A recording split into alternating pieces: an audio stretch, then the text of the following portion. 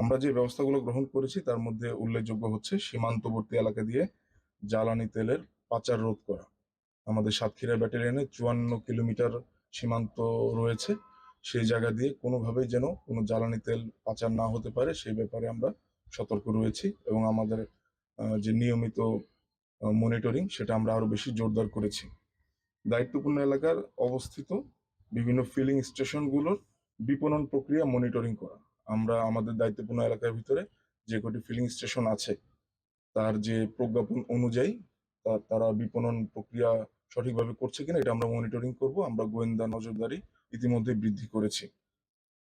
বিদ্যুৎ জ্বালানি খনিজ সম্পদ মন্ত্রণালয়ের প্রজ্ঞাপনের উপর জোর দেওয়া বলতে আমি বোঝাচ্ছি কৃচ্ছ্রতা সাধনের যে বিষয়টা, সেক্ষেত্রে আমরা স্থানীয় জনসাধারণকে সচেতন করব। এই ব্যাপারে আমরা গণসংযোগ করছি। বিভিন্ন সময় আমরা যখন কাজ করে থাকি স্থানীয় জনগণের সাথে মত বিনিময় করে থাকি, আমরা এই ব্যাপারেও তাদেরকে সেন্সিটাইজ করব, আরো সচেতন করব। এছাড়াও আমাদের নিয়মিত বেশ কয়েকটি চেকপোস্ট রয়েছে। আমাদের নিয়মিত চেকপোস্টের পাশাপাশি আমরা আরো 5 থেকে 6টা চেকপোস্ট বৃদ্ধি করছি। র্যান্ডমলি আমরা এই কাজগুলো করব যাতে কোনোভাবে অবৈধ পাচার হচ্ছে কিনা, কোনো জায়গায় নিয়মের বাহিরে তেল সরবরাহ হচ্ছে কিনা আমরা সেগুলো মনিটর করতে পারবো এই চেকপোস্টগুলোর মাধ্যমে। এছাড়াও আমরা বেশ কিছু মোবাইল টহল পরিচালনা করব আমাদের সদর এবং কোলারোয়া অঞ্চলের মধ্যে।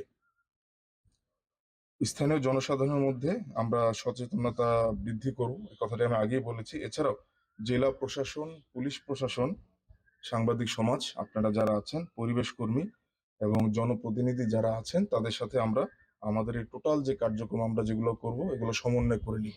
কারণ এটা একলা আসলে আমরা আমাদের পার্টটা করতে পারবো, বাট সার্বিকভাবে আমরা তখনই সাকসেস হবো যখন সকল স্টেক হোল্ডাররা সমন্বিতভাবে আমরা এই কাজটা করতে পারবো। এরই সাথে আমি আপনাদের মাধ্যমে জনসাধারণকে অনুরোধ করব যে আপনারা নিজে থেকে বিষয়টা বোঝার চেষ্টা করবেন এবং সরকারের যে প্রজ্ঞাপন সেইটা মেনে চলার চেষ্টা করবেন। কৃচ্ছ্রতা সাধন করা আমাদের ধর্মেও বলা হয়েছে, সকল ধর্মেই বলা আছে কৃচ্ছ্রতা সাধন করা অবশ্যই একটি ভালো কাজ। সো আমরা ওই দিকটাও খেয়াল রাখবো এবং দেশের যে সম্ভাব্য একটি বিপর্যয় মোকাবেলায় আমরা সরকারকে এবং আমরা নিজেদেরকে সহায়তা করব। ধন্যবাদ সবাইকে।